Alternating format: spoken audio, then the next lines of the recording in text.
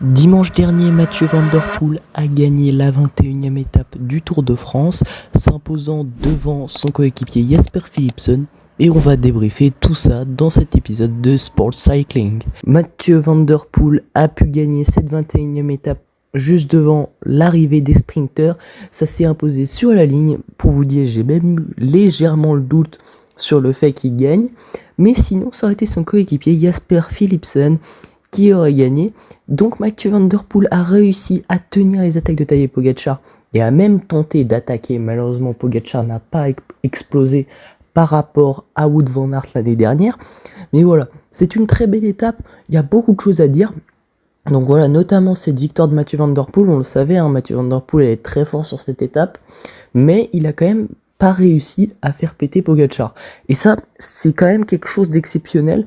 Parce que franchement, Pogačar déjà qui nous impressionne sur les étapes de haute montagne, mais alors là, c'est juste exceptionnel tout simplement ce qu'il est en train de nous faire sur ce Tour de France. Après 20 étapes, bon alors on va pas se mentir quand même sur la plupart, il a chillé pour Del Toro, mais bon, voilà ça on va pas dire. Mais donc tout simplement, Mathieu Van Der Poel a réussi à battre Pogačar. Alors aussi, un très beau geste de Pogačar, on le sait, qui a pédalé malgré tout, qui savait qu'il allait perdre face à Mathieu Van Der Poel au sprint, parce qu'il avait plus de jus, clairement. Et il a quand même pédalé pour faire le tempo pour que Mathieu Van Der Poel gagne. Donc c'est quand même très classe et très sport de sa part, parce qu'il aurait pu tout simplement lâcher et laisser Mathieu Van Der Poel pédaler comme un taré. Voilà, donc c'est quand même sympathique à lui. Mais voilà, donc notamment, j'avais plusieurs choses à dire sur cette étape, notamment sur le fait que Christian Prudhomme a gelé les temps juste avant les montées de Montmartre. Mais alors du coup, ça a quel intérêt ? Parce que voilà, ça relancerait l'intérêt. Alors je veux bien que de notre point de vue, ça aurait été stylé parce que Del Toro, il aurait perdu le maillot blanc. Après, est-ce que sincèrement, il s'est foulé beaucoup pour revenir sur le groupe de devant ? Pas beaucoup, Voilà, mais en tout cas, ça aurait été quand même malgré tout très stylé qu'il ne gèle pas les temps.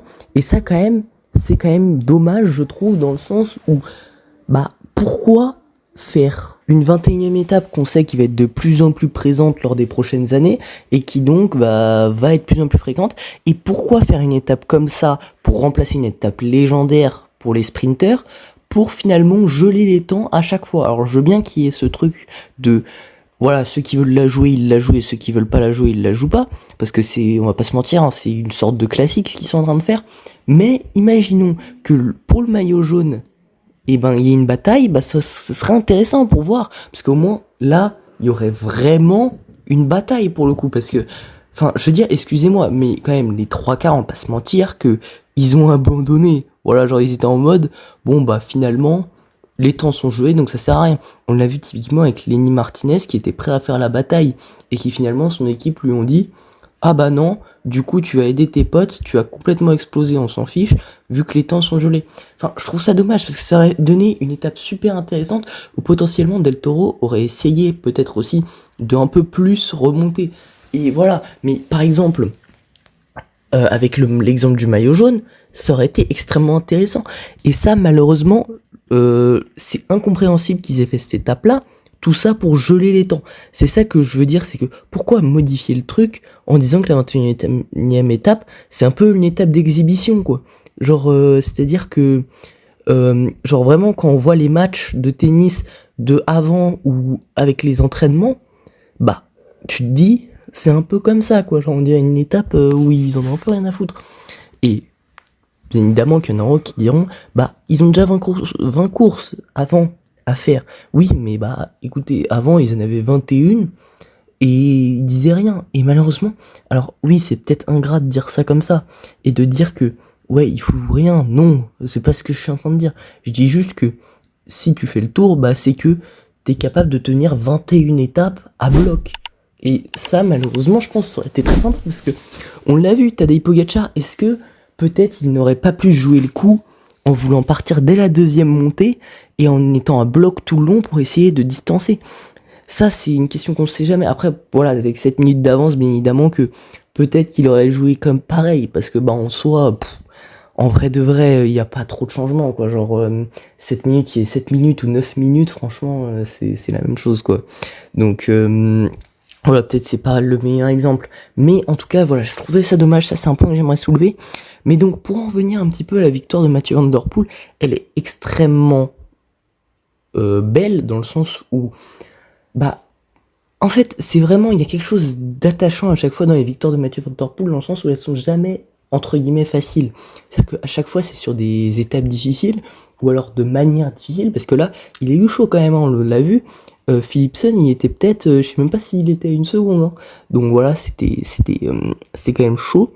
Et donc franchement, voilà, les victoires de Mathieu Van Der Poel, elles sont toujours magnifiques. Mais évidemment, bien évidemment que attaquer comme ça, enfin faire un sprint à 600 mètres et quand même en mettre comme ça, franchement c'est monstrueux, on va pas se mentir que je crois que vraiment ce genre de coureur, c'est vraiment le genre de coureur où tu peux pas dire je n'aime pas ce coureur, c'est impossible. Quoi qu'il arrive, tu l'aimes. Malgré tout, je trouve quand même qu'il y a une performance qu'on n'a pas assez soulignée, c'est la performance de Paul Sexas lors de cette étape, parce que vraiment, je sais pas si vous vous rendez compte, le type a 19 ans, 21e étape du Tour de France, il pourrait être lâché, on n'aurait rien dit, on aurait été en mode oui, c'est la fin du Tour de France, franchement, si tu lâches, tu sais, genre, c'est rien. Non, non, non, il est allé faire le tempo tout le long. Il est allé faire le tempo à la fin, lors des 3 montées, il a pas lâché et il est allé faire le tempo. Franchement, c'est beau gosse de sa part et j'adore cette attitude. Franchement, Paul Sexas, pour ça, on peut rien lui dire, c'est qu'il est allé jusqu'au bout et franchement, il a été bon jusqu'au bout. Et franchement, même à la fin de cette vidéo, tu peux te dire que sur les 2-3 dernières étapes, il était pas au maximum. On va pas se mentir qu'il a un peu explosé quand même vers les fins, etc. Et que voilà, il a failli même céder la place à Martinez. Alors, failli, c'est un grand mot, hein. Il y a quand même 1 ou 2 minutes, je crois. Donc, voilà, failli, c'est quand même un peu excessif comme mot. Mais quand même, dans la dernière étape, il s'est donné pour ses coéquipiers. Et franchement, c'est beau. Et tu vois, par rapport à un Del Toro, je trouve un peu dommage qu'il ait lâché très tôt. Après, bien évidemment, il y a la crevaison. Mais genre, tu vois, il aurait pu revenir. Même si, bon, on va pas se mentir que Pogacar n'a pas besoin d'équipier. Mais voilà, ça aurait été quand même, on va dire, un peu plus esthétique de faire ça. Mais bon, voilà, après, voilà, c'est chacun. Voilà, c'est franchement, je jugerai jamais sur ça. Mais par exemple, un Paul Cessa, je trouve vraiment, faut vraiment souligner sa performance sur cette étape-là, parce que il a été quand même monstrueux, quand même. Parce qu'il a fait le tempo pendant un moment, hein, dans la dernière ligne droite, là, pour essayer de rattraper. Et d'ailleurs, il en a gagné du temps, hein. D'ailleurs, ouais, c'était très fort. Et franchement, ça, faut le souligner quand même, hein. Et c'était très très beau comme étape. Bon, on va pour finir reparler un petit peu de Mathieu Van Der Poel quand même. Voilà, Mathieu Van Der Poel qui a été très tôt, voilà, sollicité par Pogacar et qui a tenu, hein, voilà, on voyait qu'il était un peu facile, mais franchement, c'est quand même honorable de sa part d'avoir fait la dernière étape, parce que pareil, tu vois, c'est une fin de Tour de France. Après voilà, bien évidemment qu'il n'ait pas loupé cette étape, parce que franchement c'était trop pour lui. Enfin, genre l'étape, enfin, on dirait qu'elle était faite pour lui, quoi. Mais je veux dire, on était en fin de Tour de France. Le type, généralement, il abandonne dans les fins de Tour de France, hein. L'année dernière, c'était le cas. Et il est quand même venu et il a gagné. C'est ça qui est beau. Et du coup, ça lui fait pas qu'une victoire d'étape. Et donc, c'est franchement beau de sa part. Voilà, à chaque fois, comme je dis à chaque fois, les victoires de ce mec, elles sont belles. Déjà, rien que ce soit le petit-fils de Raymond Polidor, c'est déjà exceptionnel. Mais alors, le fait que quand il gagne, c'est toujours savoureux. Tu sais, la victoire, elle est toujours un petit peu belle. Et franchement, voilà, c'est chapeau à lui, franchement. Très belle victoire et je pense qu'on s'en souviendra un bon moment. Voilà pour ce premier épisode de Sport Cycling. Si vous aimez ce concept, n'hésitez pas à vous abonner parce que ça m'aiderait beaucoup, à liker, à partager, parce que franchement, ça m'aide, franchement, voilà, à en faire plus. Voilà, donc c'était la fin du Tour de France, voilà, j'arrive un peu tard, voilà, moi je suis le seul à arriver un peu tard, mais en tout cas, les amis, restez, parce que ça, là, il va y avoir des trucs qui vont arriver. Bref, allez, bye bye.